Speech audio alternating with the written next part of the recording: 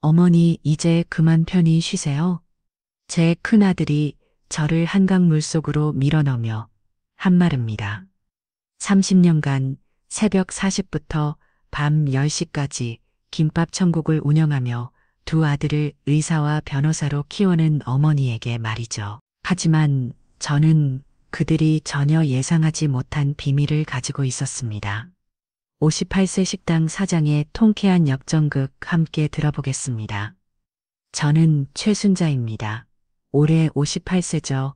30년 동안 이 동네에서 김밥 천국을 운영해 왔습니다. 매일 새벽 4시에 일어나서 장을 보러 가고 5시부터 김밥을 말기 시작해서 밤 10시까지 일했어요. 손목은 늘 아프고 허리는 구부정하게 구별지만 그래도 행복했습니다. 제가 이렇게 악착같이 일한 이유가 있어요. 바로 두 아들 때문이었죠. 큰아들 민호는 지금 강남에서 내과 의원을 운영하는 의사고 둘째 민수는 로펌에서 일하는 변호사입니다. 남편이 사업에 실패해서 빚더미에 앉았을 때 저 혼자 두 아이를 키워야 했거든요. 엄마 오늘도 고생 많으셨어요. 어린 시절 민호가 늘 해주던 말이었어. 학원비며 과외내며 대학 등록금까지 모든 게 돈이었어요. 하지만 저는 포기하지 않았습니다. 김밥 한 줄에 1,000원씩 받으며 하루에 몇백 개씩 말았죠. 손가락이 부르트고 어깨가 결레도 참았어요. 민수도 마찬가지였습니다. 고등학교 때부터 사법고시를 꿈꿨거든요. 엄마 제가 변호사 되면 엄마 편하게 해드릴게요. 그 말 하나로 얼마나 힘이 났는지 몰라요. 새벽에 일어나는 것도 기름 냄새에 찢은 옷을 입는 것도 전혀 힘들지 않았습니다. 두 아들이 모두 성공했을 때의 기분은 말로 표현할 수 없었어요. 동네 사람들이 부러워했죠. 순자 씨 정말 대단해 혼자서 두 아들을 그렇게 키웠다니 의사의 변호사라니 복받을 일이야. 그런 말들을 들을 때마다 가슴이 뿌듯했습니다. 30년간의 고생이 보상받는 기분이었어요. 하지만 아들들이 성공한 후로는 연락이 뜸해졌습니다. 한 달에 한 번 안부 전화가 고작이었죠. 명절에도 바쁘다며 얼굴 보기 힘들었어요. 그래도 이해했습니다. 바쁜 거겠거니 했죠. 그런데 지난주였어요. 갑자기 두 아들이 함께 식당에 찾아왔습니다. 언제 본지도 기억이 안 날 정도였는데 둘이 나란히 앉아있는 모습이 얼마나 반가웠는지 몰라요. 어머니 저희가 상의할 게 있어서 왔어요. 민호가 진지한 표정으로 말했습니다. 뭔가 중요한 이야기인 것 같았어요. 어머니 건강이 많이 안 좋아 보이세요. 이제 그만 쉬셔야 할 것 같아요. 민수도 거들었습니다. 맞아요. 30년 동안 너무 고생하셨잖아요. 이제 편히 쉬시라고요. 순간 가슴이 따뜻해졌어요. 아들들이 드디어 제 고생을 알아주는구나 싶었죠. 그래서 저희가 좋은 요양원을 알아봤어요. 시설도 좋고 간병도 잘해준다고 하더라고요. 요양원이라는 말에 깜짝 놀랐습니다. 아직 제가 그럴 나이는 아닌데 싶었거든요. 아직 멀쩡한데 무슨 요양원이야. 제가 당황해서 말했지만 아들들 표정은 단호했어요. 어머니 이 식당도 이제 정리하시는 게 좋겠어요. 너무 오래된 건물이고 어머니 혼자 감당하기엔 벅차잖아요. 민호의 말에 가슴이 철렁했습니다. 30년간 제 살에 터져 미었던 이곳을 정리하라니. 우리가 어머니 앞으로 다 처리해 드릴게요. 어머니는 그냥 편히 계시기만 하시면 돼요. 아들들이 다녀간 후 계속 마음이 불편했습니다. 30년 동안 한 번도 제 일에 관심을 보이지 않던 아들들이 갑자기 왜 이런 말을 할까 하는 생각이 들었거든요. 뭔가 석연치 않았어요. 그날 밤 잠이 오지 않아서 이것저것 생각해 봤습니다. 아들들 표정이 너무 진지했어요. 마치 이미 결정된 일을 통보하는 것 같았죠. 그리고 요양원 이야기를 할 때 서로 눈빛을 주고받는 것도 이상했고요. 다음 날부터 동네를 자세히 살펴보기 시작했습니다. 그런데 이상한 점을 발견했어요. 며칠 전부터 정장 입은 사람들이 이 일대를 돌아다니며 뭔가 측량하는 것 같더라고요. 사장님, 혹시 이 동네에 무슨 일 있나요? 단골을 손님 중 한 분에게 물어봤습니다. 아, 그거요. 재개발한다는 소문이 돌더라고요. 이미 확정됐다는 얘기도 있고요. 재개발이라는 말에 가슴이 두근거렸습니다. 만약 정말 재개발이 된다면 보상금을 받을 수 있겠죠. 그런데 왜 아들들이 미리 알고 있었을까요? 그날 저녁 식당 문을 닫고 구청에 전화를 걸어봤습니다. 여보세요. 이 지역 재개발 계획에 대해 문의하고 싶은데요. 아, 아내 지난달에 최종 승인이 났습니다. 이미 공고도 나갔고요. 지난달에 승인이 났다고요. 그럼 아들들이 이미 알고 있었다는 얘기잖아요. 보상금은 어느 정도 되나요? 대략적으로 평당 얼마 정도인지는 공개된 자료를 보셔야 할 것 같은데 이 일대는 상당히 높게 책정될 예정입니다. 전화를 끊고 나서 바로 인터넷으로 자료를 찾아봤어요. 30년 동안 김밥만 말다가 컴퓨터를 배운 지는 얼마 안 됐지만 이런 정보연 찾을 수 있었거든요. 결과를 보고 깜짝 놀랐습니다. 제 식당 건물과 땅의 보상금이 무려 50억 원이나 됐어요. 50억 원이라니 상상도 못할 큰 돈이었죠. 그런데 이상한 게 또 있었어요. 아들들이 어떻게 이런 정보를 미리 알았을까요? 더 의심스러운 건 왜 저에게는 말하지 않고 요양원 이야기부터 꺼냈을까 하는 점이었어요. 다음 날 더 자세히 알아보기 위해 구청에 직접 가봤습니다. 담당 공무원에게 물어보니 충격적인 사실을 알게 됐어요. 이미 소유주 변경 신청이 들어왔는데요. 네, 무슨 말씀이세요? 최순자 씨명의로 되어 있던 부동산이 아들님들 명의로 변경 신청이 들어왔어요. 후견인 신청과 함께요. 후견인 신청이라고요. 저는 멀쩡한데 무슨 후견인이 필요하다는 거죠? 서류 좀 볼 수 있을까요? 담당자가 보여준 서류를 보고 경악했습니다. 제가 치매 걸렸다는 진단서가 있었어요. 그것도 제가 가본 적도 없는 병원에서 발급된 거였죠. 이 진단서는 언제 발급된 건가요? 한 달 전이네요. 아들님들이 직접 가져오셨어요. 한 달 전이면 재개발 승인이 난 바로 그때였습니다. 모든 게 계획적이었던 거야. 집에 돌아와서 더 자세히 찾아봤습니다. 그런데 더 충격적인 걸 발견했어요. 제 명의로 6억 원짜리 생명보험이 가입되어 있더라고요. 그것도 6개월 전에 가입된 거였어요. 보험 수익자는 두 아들이었습니다. 저도 모르게 가입된 보험이었죠. 어떻게 제 동의 없이 이런 게 가능한 거죠? 가슴이 무너지는 것 같았습니다. 30년 동안 온 정성을 다해 키운 아들들이 저를 이렇게 생각하고 있었다며 그날 밤잠을 이룰 수 없었습니다. 아들들이 저를 어떻게 생각하고 있는지 알게 된 충격이 너무 컸어요. 하지만 더 정확한 사실을 알아야 했습니다. 혹시 제가 잘못 이해한 건 아닐까 하는 마음도 있었거든요. 다음 날 아침 평소처럼 식당을 열고 김밥을 말면서도 계속 생각했어요. 어떻게 해야 진실을 알 수 있을까요? 그때 단고 손님인 김 사장이 들어왔습니다. 김 사장은 이 동네에서 사회복지사로 일하고 계시는데 예전에는 다른 일을 하셨다고 하더라고요. 정확히 뭘 하셨는지는 모르지만 세상 물정을 잘 아시는 분이에요. 사장님 요즘 표정이 안 좋으시네요. 무슨 일 있으세요? 김 사장이 걱정스러운 표정으로 물어보셨어요. 아, 그게 좀 복잡한 일이 있어서요. 자세한 얘기는 할 수 없었지만 김 사장은 뭔가 눈치를 채시는 것 같았어요. 혹시 법적인 문제라면 제가 아는 사람 소개해 드릴 수 있어요. 믿을 만한 변호사도 있고요. 고마운 말씀이었지만 아직은 확실한 증거가 필요했어요. 점심시간이 지나고 손님이 없을 때 저는 중요한 결정을 내렸습니다. 직접 병원에 가서 확인해 보기로 한 거예요. 제 명의로 치매 진단서가 밝은 땐 그 병원 말이죠. 병원에 도착해서 접수처에 물어봤습니다. 최순자라는 이름으로 진료 기록이 있는지 확인해 주세요. 잠시만요. 직원이 컴퓨터를 확인하더니 고개를 겨우 등했어요.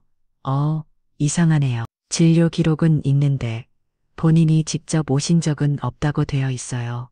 그게 무슨 말이죠? 가족분이 대신 와서 상담을 받으시고 진단서를 발급받아 가셨다고 나와 있네요. 역시 제 예상이 맞았어요. 아들들이 저 없이 와서 가짜 진단서를 만든 거였어. 그 진단서 발급 과정이 정상적인 건가요? 일반적으로는 본인이 직접 와서 검사를 받아야 하는데 이 경우는 좀 특이하네요. 병원에서 나오면서 분노가 치밀어 올랐어요. 아들들이 얼마나 치밀하게 계획을 세웠는지 알 수 있었거든요. 집에 돌아와서 더 자세히 조사해 봤습니다. 부동산 명의 변경 설리도 자세히 들여다봤어요. 제 설명이 되어 있었는데 분명히 제가 쓴 게 아니었습니다. 필체가 달랐거든요. 그리고 후견인 신청서도 마찬가지였어요. 제가 정신적으로 판단 능력이 떨어진다는 내용으로 되어 있었죠. 의사 속에서까지 첨부되어 있었는데 역시 제가 가본 적 없는 병원에서 발급된 거였어요. 보험 가입 서류도 확인해 봤습니다. 6개월 전에 가입됐다고 되어 있었는데 그때 저는 아무것도 모르고 있었어요. 어떻게 제 동의 없이 이런 게 가능한 거죠? 보험회사에 전화를 걸어서 물어봤습니다. 최순자 명의로 가입된 보험에 대해 문의하고 싶은데요. 네, 확인해 보겠습니다. 이 보험은 가족분이 대리로 가입해 주신 거네요.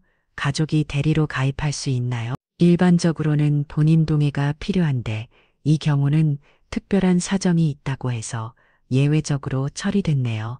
특별한 사정이라네요. 분명히 아들들이 제가 치매 걸렸다고 거짓말을 한 거겠죠. 모든 퍼즐이 맞춰지기 시작했어요. 아들들은 6개월 전부터 이 모든 걸 계획했던 거예요. 먼저 제 명의로 거액의 생명보험을 가입하고 가짜 치매 진단서를 만들어서 후견인 신청을 했죠. 그리고 부동산 명의까지 자신들로 변경했고요. 재개발 소식을 미리 알고 있었던 것도 이상했어요. 어떻게 일반인인 아들이 그런 정보를 먼저 알 수 있었을까요? 더 조사해보니 민수가 다니는 로펌에서 재개발 관련 업무를 담당하고 있더라고요. 그래서 미리 정보를 알 수 있었던 거였어요. 모든 게 계획적이었습니다. 50억 원의 재개발 보상금과 6억 원의 보험금을 노린 완전 범죄였던 거죠. 그런데 가장 충격적인 건 따로 있었어요. 며느리들도 이 계획을 알고 있었다는 거였어. 민호 아내는 이미 강남 아파트를 계약했고 민수 아내는 분당 신축아 아파트를 예약해놨더라고요. 30년 동안 온 정성을 다해 키운 아들들과 며느리들이 모두 한패가 되어 저를 속이고 있었던 거예요. 모든 진실을 알고 나니 어떻게 해야 할지 망했어. 30년간 믿고 의지했던 아들들이 저를 이렇게 배신할 줄은 꿈에도 몰랐거든요. 하지만 아직 확실한 증거는 부족했어요. 혹시 제가 오해한 건 아닐까 하는 마지막 희망도 있었고요. 그런데 며칠 후 민호에게서 전화가 왔습니다. 어머니 오늘 저녁에 시간 되세요? 중요한 얘기가 있어서요. 목소리가 평소와 달랐어요. 뭔가 급한 일이 있는 것 같았죠. 무슨 일인데 전화로는 말하기 어렵고 직접 만나서 얘기해야 할 것 같아요. 제가 모시러 갈게요. 그날 저녁 8시쯤 민호가 차를 가지고 왔습니다. 평소보다 표정이 어두워 보였어요. 어머니 차 타세요. 조용한 곳에서 얘기해야 할 것 같아요. 어디로 가는 거야? 한강공원이요. 거기가 조용하고 좋을 것 같아요. 한강공원이라네요. 갑자기 왜 그런 곳으로 가자는 걸까요? 이상했지만 아들이 하자는 대로 따라갔어요. 차 안에서 민호는 별말이 없었습니다. 평소 같으면 이런저런 안부를 물어봤을 텐데 오늘은 계속 침묵만 지켰어요. 라디오에서 나오는 음악만이 적마감을 깨뜨렸죠. 민호야, 무슨 일이 그렇게 심각한 거야? 제가 물어봤지만 민호는 대답하지 않았어요. 그냥 고개만 살짝 돌리며 미소를 지었는데 그 미소가 왠지 섬뜩했습니다. 한강공원에 도착했을 때는 이미 밤 9시가 넘어 있었어요. 11월이라 날씨도 쌀쌀했고 사람들도 거의 없었죠. 가로등 불빛만이 어둠을 밝히고 있었어요. 어머니 이쪽으로 오세요. 민호가 강변 쪽으로 걸어갔습니다. 물소리가 들리는 곳까지 왔을 때 민호가 갑자기 걸음을 멈췄어요. 어머니 30년 동안 정말 고생 많으셨어요. 갑자기 무슨 소리인지 모르겠더라고요. 갑자기 왜 그런 말을 하니 저희를 키우느라 얼마나 힘드셨겠어요. 이제 그만 쉬셔도 될 것 같아요. 민호의 목소리가 이상했어요. 평소에는 완전히 다른 톤이었죠. 무슨 말인지 모르겠다. 그때 민호가 저를 돌아봤는데 눈빛이 차갑게 변해 있었어요. 제가 아는 따뜻한 아들의 눈빛이 아니었습니다. 어머니, 사실 저희가 다 알고 있어요. 뭘 안다는 거야. 재개발 보상금 50억 원 말이에요. 그리고 어머니가 우리 계획을 알아차린 것도요. 순간 등골이 오싹해졌어요. 제가 조사한 걸 어떻게 알았을까요? 병원에도 가보셨죠? 보험회사에도 전화하시고요.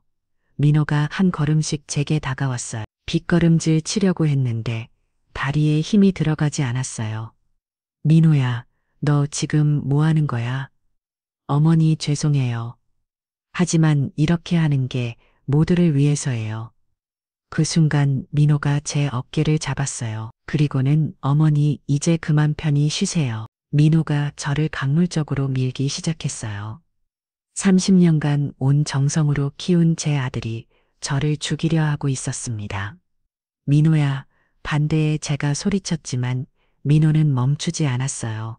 힘으로는 도저히 당해낼 수 없었죠. 어머니가 살아있으면 모든 계획이 틀어져요. 민수도 저도 모두가 망해요. 민호의 목소리에는 광기가 서려 있었어요. 50억 원이면 우리 모두 잘 살 수 있어요. 어머니도 더 이상 고생하지 않아도 되고요. 그 순간 저는 물속으로 떨어졌습니다. 11월의 한강물은 얼음장같이 차갔어요. 숨을 쉴 수 없었죠. 아, 이렇게 죽는구나. 그런 생각이 들었어요. 30년간 온 정성을 다해 키운 아들 손에 죽는구나 하고요. 하지만 포기할 수는 없었어요. 30년간 새벽 장보기로 단련된 체력이 아직 남아 있었거든요. 물속에서도 필사적으로 팔다리를 움직였어요. 그때 누군가 물속으로 뛰어드는 소리가 들렸습니다. 아주 잡아요. 익숙한 목소리였어요. 김 사장이었습니다. 평소 야간 낚시를 즐기시는데 그날도 낚시를 하러 오셨다가 제가 물에 빠진 걸 보고 구해주신 거였어요. 차에 김 사장이 저를 물 밖으로 끌어올렸을 때 민호는 이미 사라진 후였습니다. 겁이 나서 도망간 거겠죠. 사장님 괜찮으세요? 119 불러야겠어요. 김 사장이 걱정스러운 표정으로 말했어요. 김 사장님 고맙습니다. 저는 간신히 말을 했어요. 온몸이 떨리고 있었지만 살아있다는 게 감사했어요. 도대체 무슨 일이에요? 누가 사장님을 밀어나온 거예요? 김 사장이 물었지만 저는 대답할 수 없었어요. 제 친아들이 저를 죽이려 했다는 사실을 어떻게 말할 수 있겠어요? 구급차가 와서 저를 병원으로 데려갔습니다.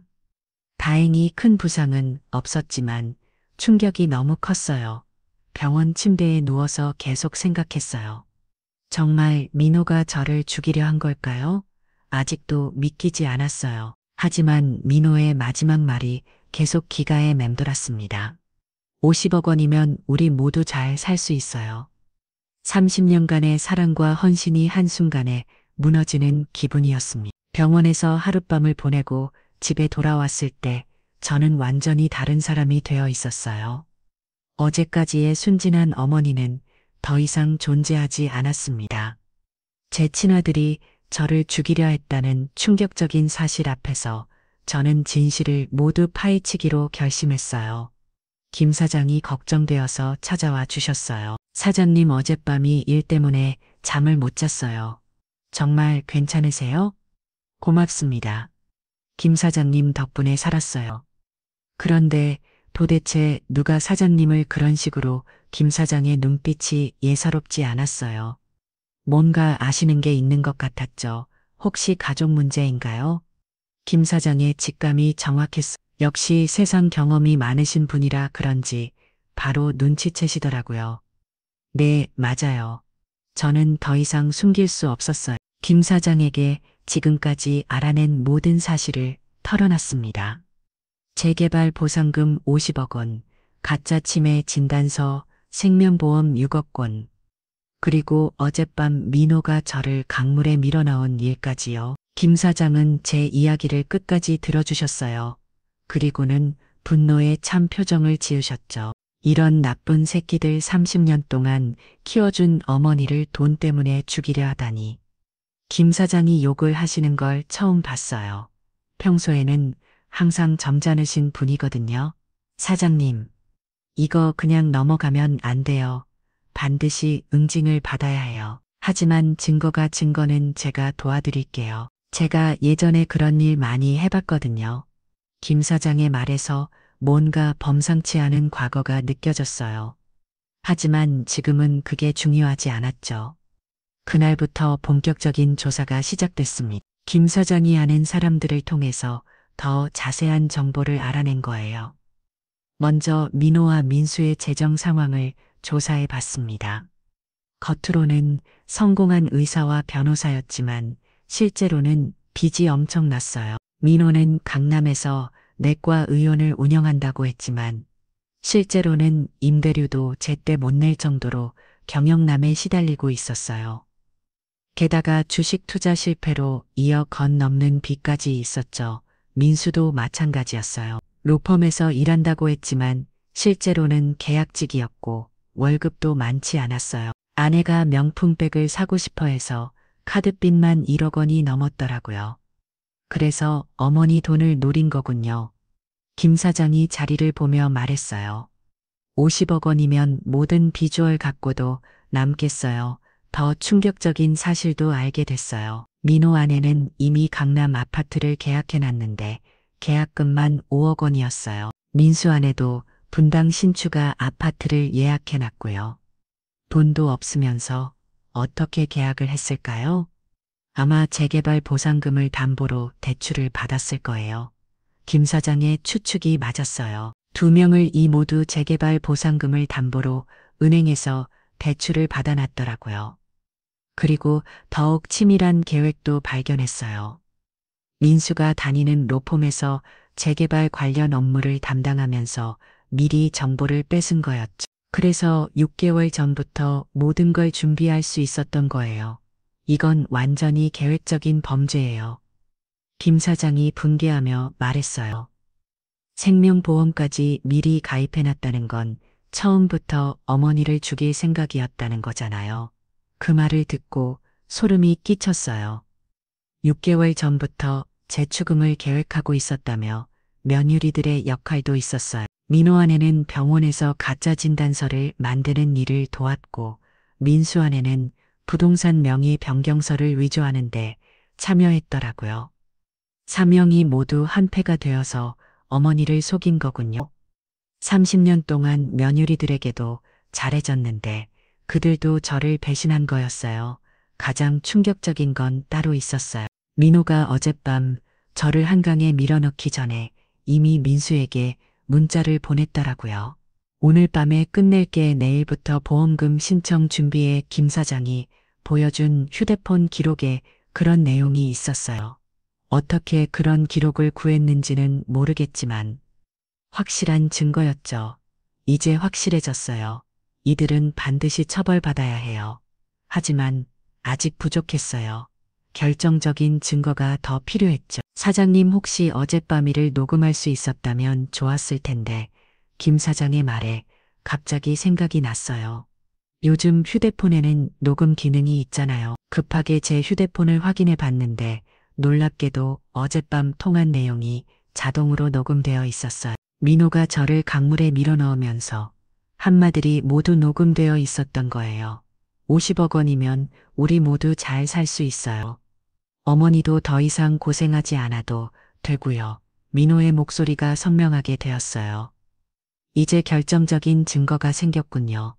김 사장이 만족스러운 표정을 지었어요. 이제 본격적인 반격을 시작할 때가 됐어요. 김 사장과 함께 증거를 정리하면서 저는 이상한 점을 발견했어요. 김 사장이 너무 전문적으로 이런 일들을 처리하고 계시더라고요. 일반적인 사회복지사가 알기 어려운 정보들까지 척척 알아오시는 거예요.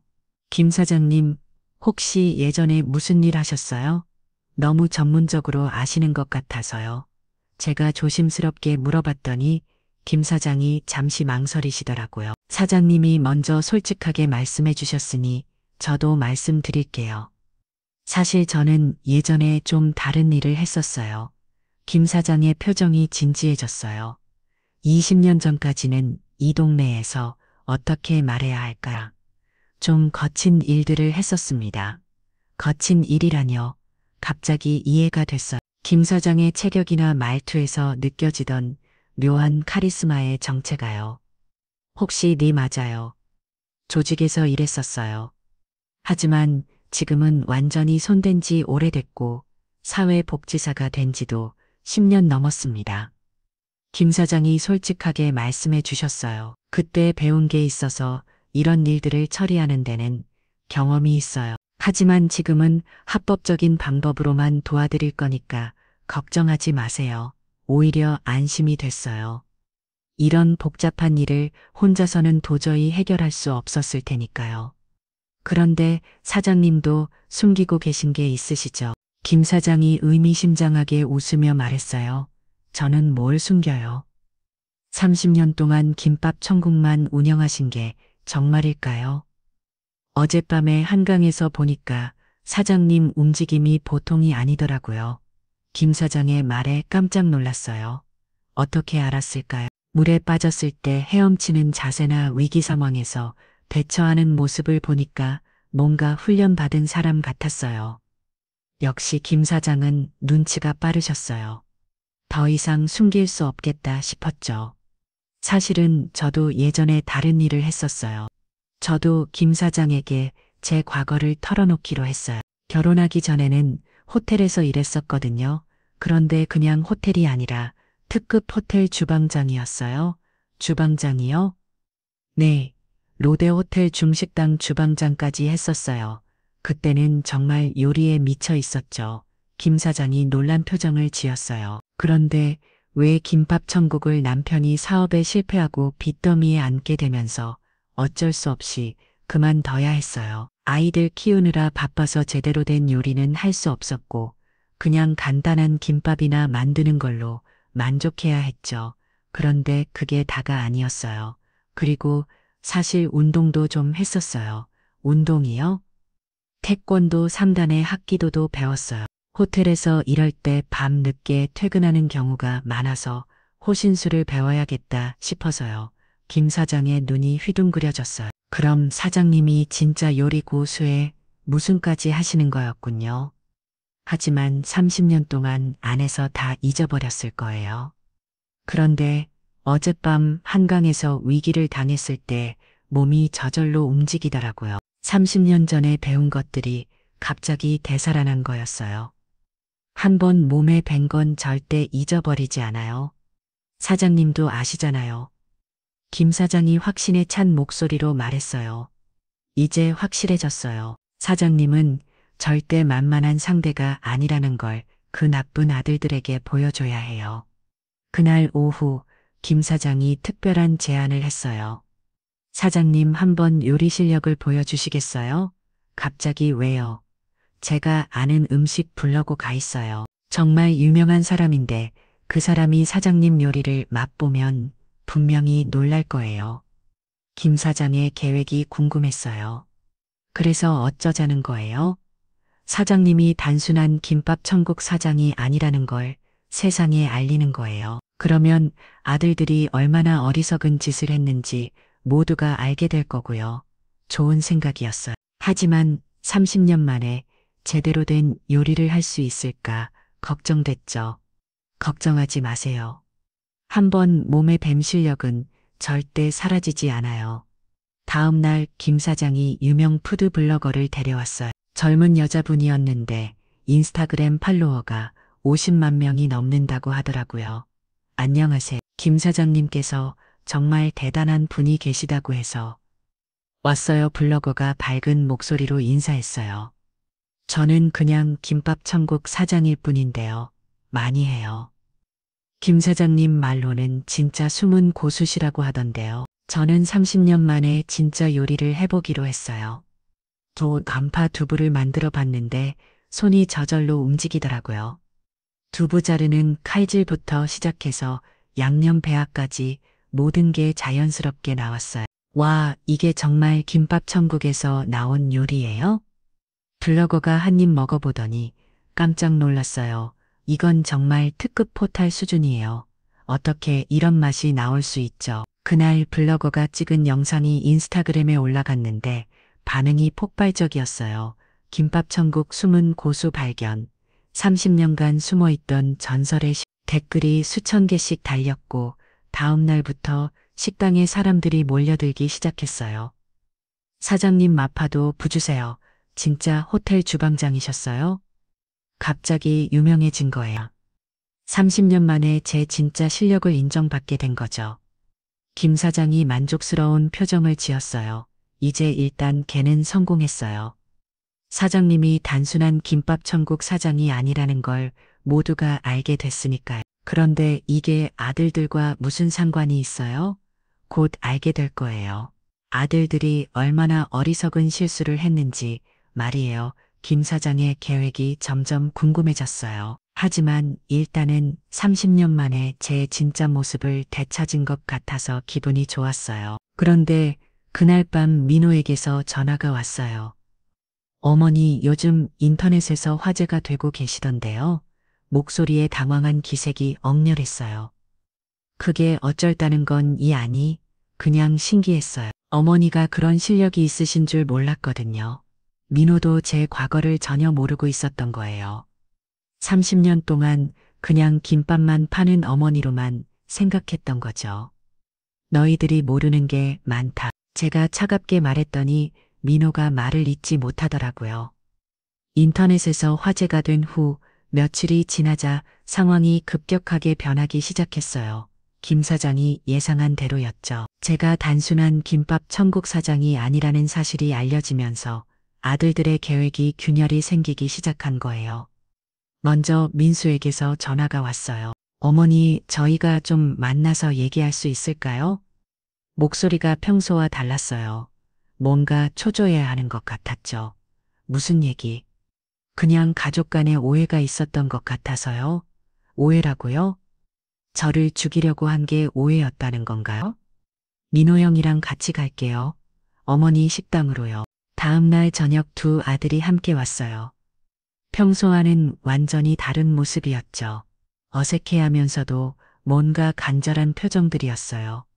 어머니 요즘 정말 유명해지셨네요. 민수가 어색하게 웃으며 말했어요. 30년 동안 이런 실력이 있으신 줄 몰랐어요. 민호도 거들었죠. 너희들이 관심이 없었으니까 모르는 게 당연하지. 제가 차갑게 대답하자 두 아들의 표정이 어두워졌어요. 어머니 혹시 저희한테 화가 나신 건 아니죠? 민수가 조심스럽게 물어봤어요. 와, 왜 화가 나겠니? 그냥 요양원 얘기 때문에 기분이 상하신 것 같아서요. 아직도 모르는 척하고 있더라고요. 제가 모든 걸 다 알고 있다는 사실을 말이에요. 참 그런데 너희들 요즘 어떻게 지내니? 경제적으로는 괜찮고 제가 의미심장하게 물어봤더니 두 아들이 서로 눈빛을 주고받았어요. 네, 그럭저럭 잘 지내고 있어요. 민호가 대답했지만 목소리에 확신이 없었어요. 민호야, 의원 경영은 잘 되고 있니? 요즘 경쟁이 치열하다는데. 네, 뭐 그럭저럭여. 민수는 어때? 로펌에서 일하는 게 힘들지 않니? 괜찮아요, 어머니. 하지만 저는 이미 다 알고 있었어요. 두 아들 모두 빈놈이 앉아 있다는 사실을 말이죠. 그때 김 사장이 식당에 들어왔어요. 평소처럼 저녁 식사를 하러 오신 거였죠. 안녕하세요, 사장님. 김 사장이 인사하시죠. 두 아들이 누군지 궁금해하는 표정을 지었어요. 아, 이분은 김 사장님이야. 이 동네에서 사회복지사로 일하시는 분이고 저한테 많이 도움을 주시는 분이지. 안녕하세요. 두 아들이 어색하게 인사했어요. 김 사장이 자리에 앉으시면서 자연스럽게 대화에 참여하셨어요. 어머님이 정말 대단하신 분이에요. 30년 동안 혼자서 두 아드님을 그렇게 훌륭하게 키우셨잖아요. 과찬이세요. 민호가 겸손하게 대답했어요. 의사의 변호사라니 정말 자랑스러우시겠어요. 김 사장이 계속 칭찬하시죠. 두 아들의 표정이 조금씩 밝아졌어요. 그런데 요즘 어머님이 좀 힘들어 하시는 것 같은데 혹시 무슨 일이 있으신가요? 김 사장이 의미심장하게 물어보셨어요. 무슨 일이요? 민수가 당황해서 물어봤어요. 며칠 전에 한강에서 물에 빠지셨거든요. 제가 구조했는데 정말 위험한 상황이었어요. 순간 두 아들의 얼굴이 하얗게 변했어요. 어머니가 물에 빠지셨다고요? 민호가 놀란 척 연기했지만 김 사장과 저는 다 알고 있었죠. 네, 누군가 밀어나온 것 같았어요. CCTV도 확인해 봤는데 분명히 누군가와 함께 있었던 것 같더라고요. 김 사장이 차근차근 말씀하시죠. 민호의 손이 떨리기 시작했어요.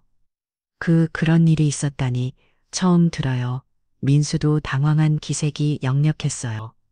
다행히 경찰에 신고는 안 했어요. 어머님이 가족 일이니까 조용히 하자고 하셨어요. 김 사장의 말에 두 아들이 안도의 표정을 지었어요.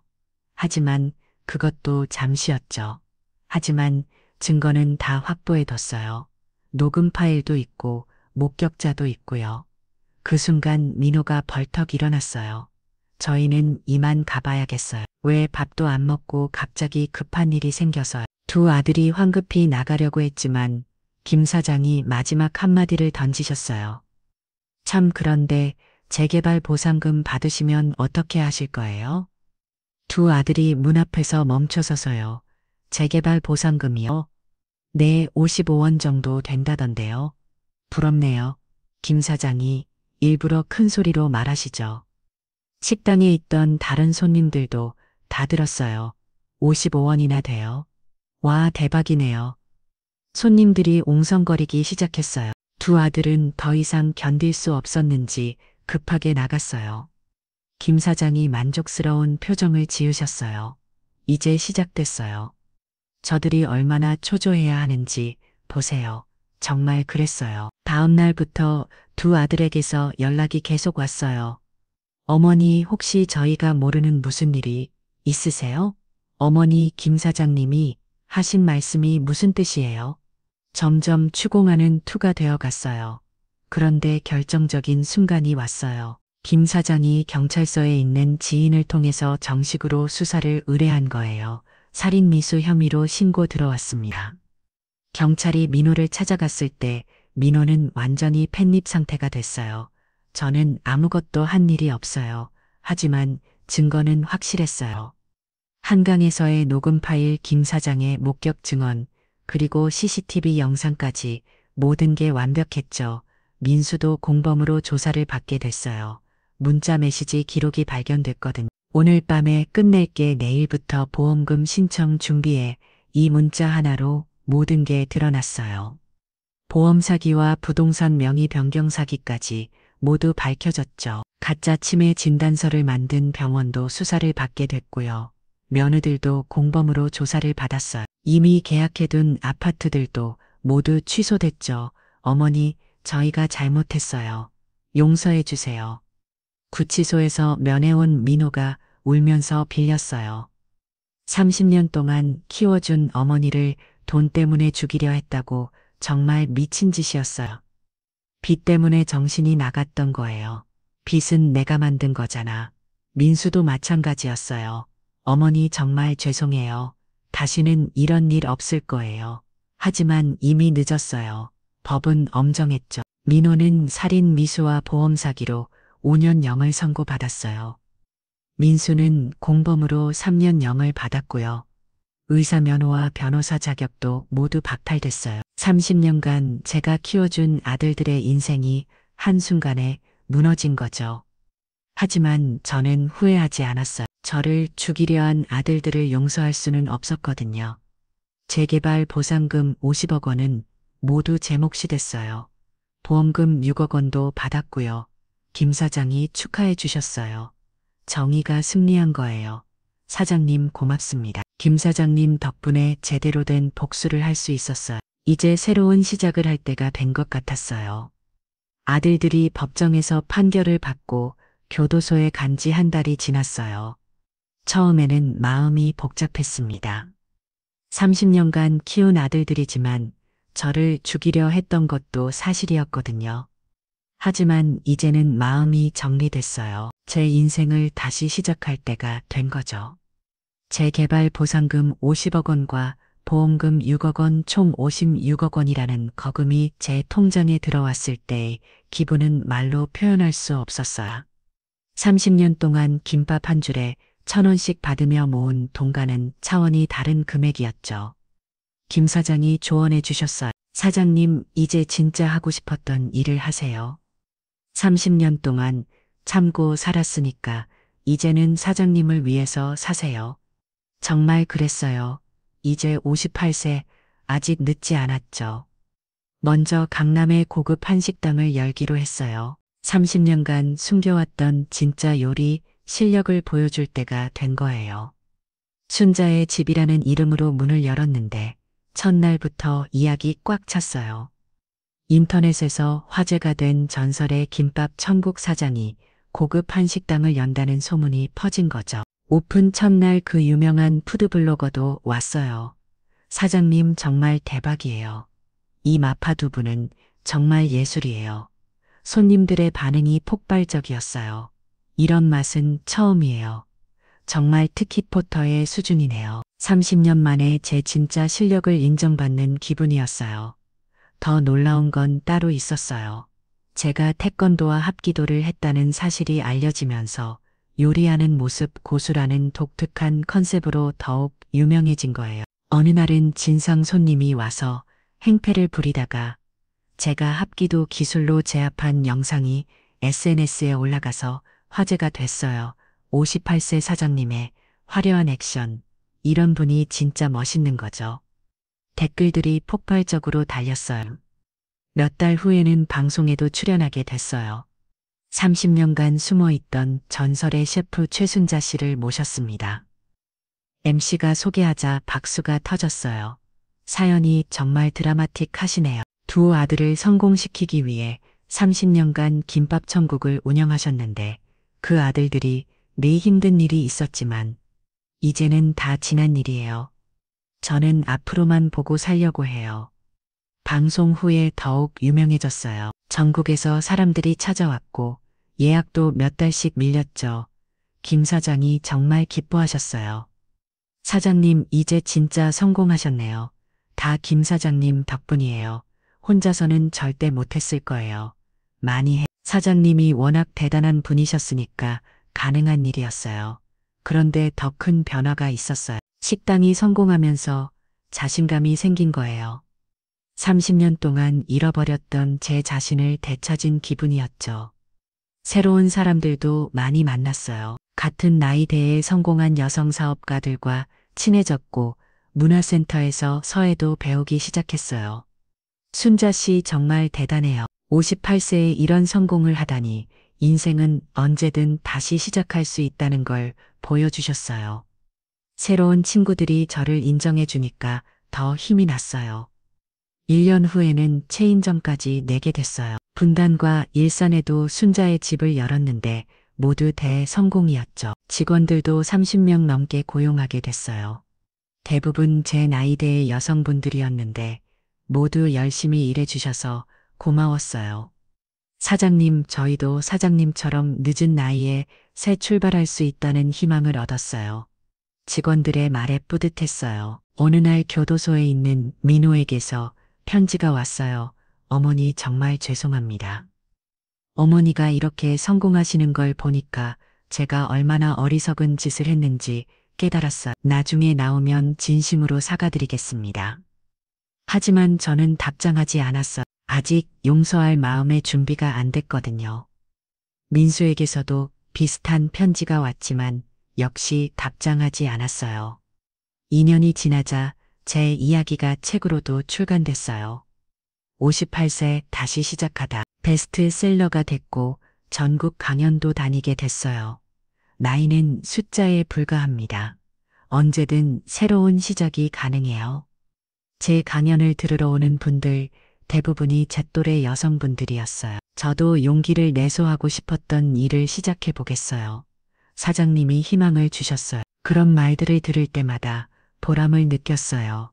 지금 저는 60세가 됐어요. 30년 전 호텔 주방장이었을 때보다도 더 성공했고 더 행복해요. 김 사장과는 지금도 좋은 친구로 지내고 있어요. 가끔 함께 등산도 가고 문화센터 수업도 같이 듣죠. 사장님, 정말 멋진 인생 역전이었어요.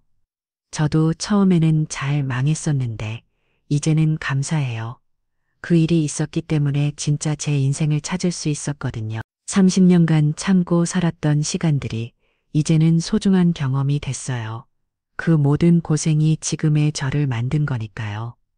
아들들이 언제 출소할지는 모르겠지만 그때가 되면 다시 생각해 볼 거예요. 하지만 지금의 저는 그 누구에게도 의존하지 않는 독립적인 여성이에요.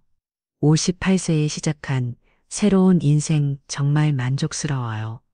오늘의 사연 어떻게 들으셨나요? 오늘의 사연이 여러분의 마음을 밝히는 작은 등불이 되었다면 감상 한마디 댓글로 부탁드립니다. 좋아요와 구독을 해주시면 여러분의 삶 곳곳에 행복이 찾아올 것입니다. 귀한 시간 내주셔서 감사합니다.